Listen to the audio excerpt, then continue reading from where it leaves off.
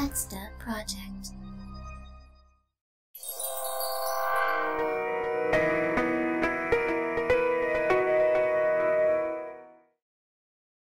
I usually have one of our chauffeurs drive me around town, but before I realize it, I'm already outside the house, so I just flag down a taxi carriage. Take me to the Conservatoire des Ouvertures.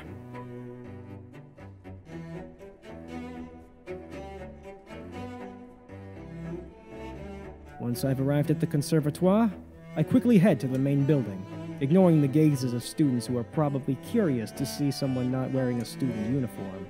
Now I just have to look for Franz. Elise is sure to be with him. Where am I supposed to start looking? I forgot how big the Conservatoire is. Must I check every room on every floor? I walk around randomly, inspecting the faces of every male student in the vicinity. Sometimes I open a door to see the confused faces of the students in class, before closing it again. I'm starting to get tired. I've been doing this for a full 10 minutes. I stride over to a group of students. You there. Do any of you know Franz Byron? Franz Byron? I don't think I do. Nope, never heard of him. His name sounds familiar, but I don't remember where I've heard it. They're not helping, so I find another student. Franz Byron? Oh, he's that famous student from the Department of Magical Science. Where you can find him? Sorry, I don't personally know him. And another... Franz Byron. Isn't he that student who's doing research under Professor Poe? Maybe you can find him if you look for Professor Poe. These peasants. Just give me a simple answer! I spend the next 10 minutes asking around for Franz, but no one seems to know exactly who he is or where he is. Doesn't this dolt have any friends? Finally, I find a girl who seems to know Franz. Franz? Yes, I know Franz. Why are you looking for him? Ah, could you perhaps be Frederic Godwin? How did you know me? Franz told me that his research is being funded by Lord Godwin thanks to the Lord's son Frederic. So he does have a friend. Well, that's a shocker. Do you know where I can find him? I don't think he has any classes right now. So he must be at Magic Systems Laboratory. He is always there when he doesn't have classes. And where do I find this Magic Something's laboratory? How about I show you? Good. Let's go. Oh, by the way, my name is Aretha Blyton. Nice to meet you, Frederic. It's Lord Frederic. Woman, it's nice to meet you too. Let's go. Okay, this way. I follow the girl, R or something, I don't know, to the laboratory where Franz is said to be. The occasion of my first visit to a laboratory is marked by the curious sight of Elise casting heel on a chipped ceramic cup, next to which Franz is standing with some kind of measuring tool in his hand. Hey, Franz! Elise! Hey, why are you here? Hi, Aretha. Elise seems to have noticed me, and then Franz does too. Oh! Frederic! Hello! As expected, Elise still doesn't want to talk to me. She won't even look me in the eyes. So, how is the research going? Franz holds the ceramic cup in front of his face and inspects it. Still working on it. Okay. Elise is casting her eyes sideways, still avoiding me. This is awkward. No use. I speak to Franz instead. I want to invite you to my sorcerer match this evening. Sorcerer match? You play sorcerer? Yes, of course I play sorcerer. I'm the best player in Overture. Whoa! I've never watched a sorcerer match. Elise timidly glances at me, briefly opens her mouth, then looks away again. Elise, do you know sorcerer? No. I see. She was going to ask what sorcerer is. It's a magic sport. It's very interesting. I would be delighted if all of you could come and watch my match. I can come too?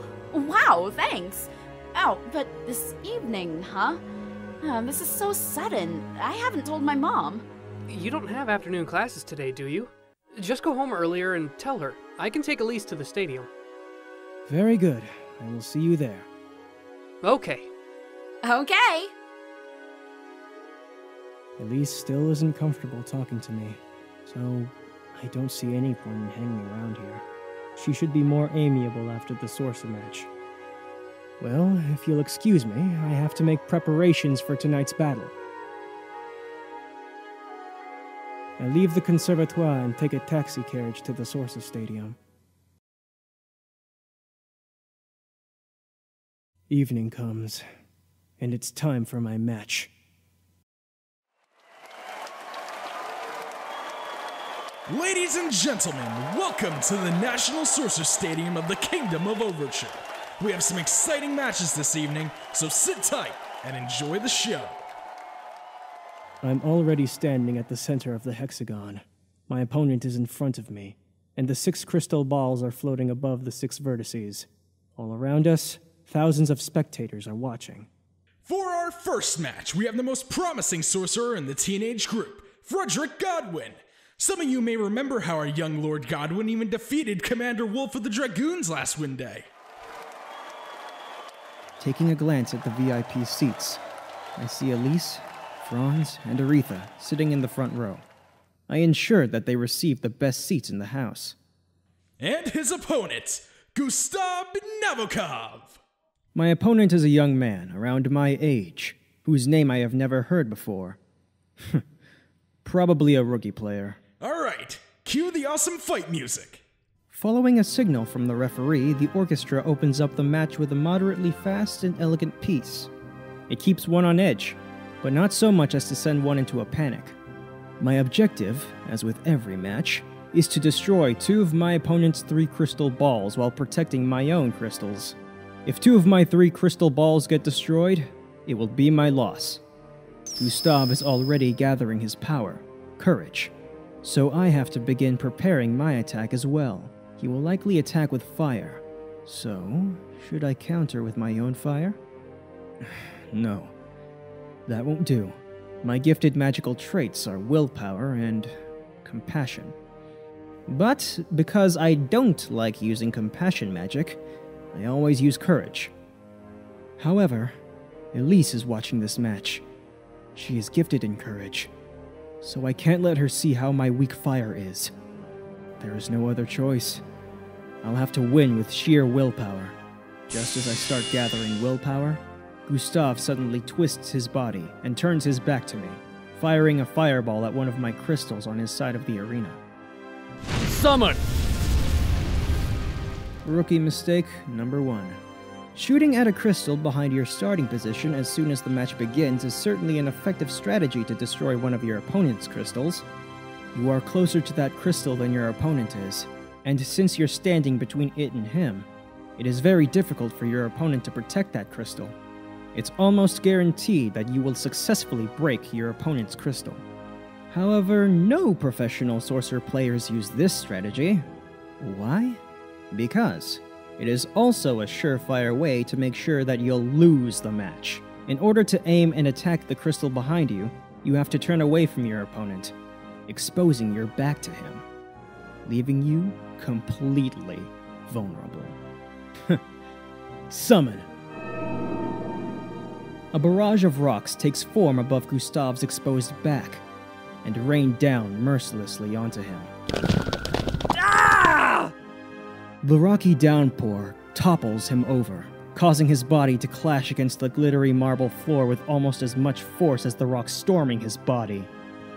I gaze far beyond Gustav, who is now lying face down on the cold floor to see my crystal, which has been reduced to smoky ashes. That's 1 point for him. But let's see how long he can keep fighting in the state he is in now. For a while, I just stand still, enjoying the orchestral piece. For me, battle music is half the fun of Sorcerer. Gustav picks himself up with great effort. huffing and puffing, his face wincing in pain. If I hadn't been so lenient with my attack, I would have won by knockout. Let that be a lesson for you. Damn! He powers up his magic again. This time it's intelligence. Fire and water. Interesting combination. Summon! A violent stream of water streams out of his right hand, but I swiftly dodge it. But he is still not done. While the jet of water is still spurting out of his right hand like an airborne river, he is already preparing another one with his left. Summon! But I'm not standing still either. I dodge the second water attack just as easily as the first. Gah! Summon! Another one comes, but I keep moving away from the danger. Farther and farther away. Gustav stops attacking me when he finally realizes what I've been doing. I am now only 4 or 5 long strides away from one of his crystals, to which I have slowly been getting myself closer and closer. I distracted him by dodging him. Seeing that he is about to have his crystal destroyed, Gustav roars and breaks into a hurried sprint, desperate to save his crystal. Rookie mistake number 2. When you find yourself in a situation where your opponent is nearing one of your crystals while you're still considerably farther away from it, a rookie panics and runs after the opponent in an attempt to prevent him from destroying the crystal. However, the arena is wide, and unless you're able to run very fast indeed, it is unlikely that you'll be able to catch your opponent before he gets to your crystal. A better course of action is to run the other way, to one of your opponent's crystals, putting you in the same tactical position as your opponent. Worst case scenario, you and your opponent both lose a crystal. Best case scenario, your opponent stops going after your crystal in order to stop you. In my current situation, if Gustav went after one of my crystals, I would have no choice but to try to stop him, because I'm already down 1 crystal whereas all of his crystals are still intact.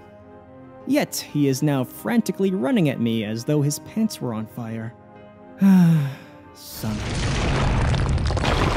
A solid wall of rock emerges from the floor under his crystal as I raise my hand upwards. The crystal shatters into a shower of sparkling, glassy shards. Gustav stops running. He bends forward and places his hands on his knees. He is now not only in pain, but also out of stamina from sprinting. I walk up to him, my pace in harmony with the orchestra, careful to maintain a safe distance from Gustav. With determined roar, he is back to his fighting stance, steeling his battered body to face me again, despite the fatigue and the pain. A sudden burst of magical aura overflows from his body. His right hand is shaking, struggling to contain the energy of his intelligence. His left hand is heating up with courage. He is ready to unleash something big. Rookie mistake number 3.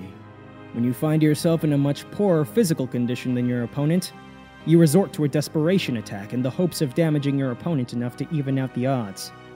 This almost never works out. Why? Because your poor physical condition weakens your magic, reducing your chances of winning in direct combat. Your best bet in this situation is to maintain a safe distance between you, your opponent, and your remaining crystals, while waiting for an opportunity to attack his crystals. Yet, Gustav seems to be betting everything on one last attack. I'll finish you with this! Summon! Nullify! Streams of water come out of his hand again, but this time the water freezes as soon as it is in the air. Gustav has unleashed an ice attack, a combo magic spell. Without thinking, I charge right in through an onslaught of ice shards. I let raw mana congregate in my hands and summon it, creating a spherical barrier that envelops my whole body as I continue charging. The ice shards hit the barrier and dissolve into icy water that coats the barrier and eats into it.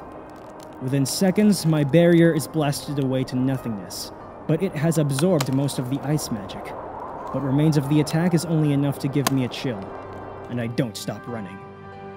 In no time, I'm face to face with this rookie. Gustav is virtually stunned due to the stress the ice magic has inflicted on his fatigued body. He registers the danger he's in, but he's too battered, winded, and drained to even stand up straight. This is it, my friend. Now what? Again, I summon a flock of rocks. They crash down onto Gustav like a rain shower, knocking him down to the ground. Not wasting time, I dash to another one of his crystals until I am close enough to conjure a massive boulder above the crystal. I let gravity handle the rest. Summon! I gaze back at Gustav, who is still out cold. I might have overdone it a little. Spectacular! The match is over, ladies and gentlemen. Frederic Godwin has effortlessly shattered 2 of his opponent's crystals.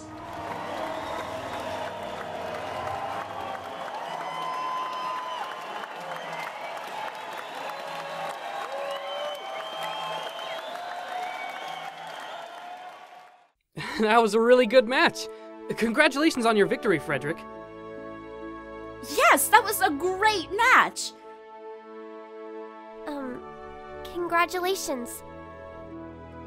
I joined Elise and the others in the VIP seating after the match. They are surely impressed with the ease with which I took care of my opponent. A splendid performance, if I do say so myself. Elise even congratulated me. But it doesn't look like she has forgiven me yet. Well, my opponent was just a beginner, so it really wasn't all that impressive. Oh, he was a beginner. That must be why you only used willpower magic. You must have been going easy on him. Yes. You might say I was giving him a handicap. The next match begins soon after the staff has finished replacing the crystals and reconstructing the arena. It's another match between amateurs, although this time from a higher age bracket. We all watch the match attentively, every so often commenting about interesting magic spells or particularly clever strategies that the sorcerers employ. Hey, I'm thirsty. I'm going to go get some drinks.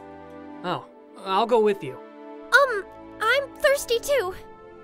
We'll bring back enough for everyone, so you just stay here. But... Before Elise can say anything, Franz and Aretha have already disappeared, leaving us alone. Oh... This is my chance to apologize to Elise. Elise. Yes! She still won't look me in the eye. I'm sorry. Huh? At last she meets my gaze, wide-eyed and flustered. I'd like to apologize about what I said to you 2 days ago. She is fidgeting in her seat and looking down at her feet. I suppose she won't make this easy for me. I saw you going to Maison de Beauvoir, so I just thought that you were, At any rate, it was entirely my mistake. Just because you were there doesn't mean you worked there. I am very sorry about my behavior the other day. Elise hesitates for a moment, but she finally looks me straight in the eyes. Okay. Okay? You'll forgive me? Yes, I do. Thank you, Elise. Okay. Elise might have forgiven me, but she doesn't seem that comfortable being alone with just me. I should say something to her. Oh, what should I say? What do you think about the orchestra?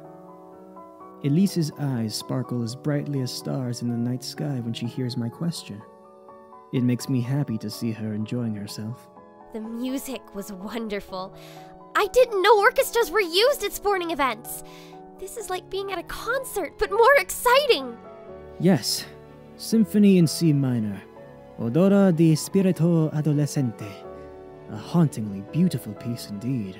Is that the title? Wow, I really, really, really loved that piece. I wish I could play it on the piano. But it's an orchestral piece. I know. But if I had the score, I think I could rearrange it into a piano piece. Is that so? You must be a great musician. No, I'm not that great. And I don't even know if I can be called a musician yet. Although I hope to become one someday. You definitely have the talent for that. When you played the piano at my house, I thought you were really amazing. The memory of listening to Elise's piano resurfaces in my mind, reminding me of the pleasant sound of her music. Unfortunately, it also reminds me of how I had lost control of myself. I had upset her so badly. Thanks! I can't wait to play the piano again. Well, you can. I was going to say that she could come to my house to play the piano anytime. But it's probably not very wise to bring such things up just yet. If you could fix the broken piano, you would be able to play to your heart's content. Yeah, exactly. I hope I'll be able to fix it soon. A mere mention of that piano is able to lift Elise's spirit. Hello, guys. We have come bearing gifts. Just drinks, I'm afraid. Here, Elise, Frederic. Thanks. Thank you. Hours later, after all the matches have ended, we head home together. That's when I learned that Elise is staying together with Aretha, which means she doesn't work at Maison de Beauvoir after all. I'm relieved, to be honest.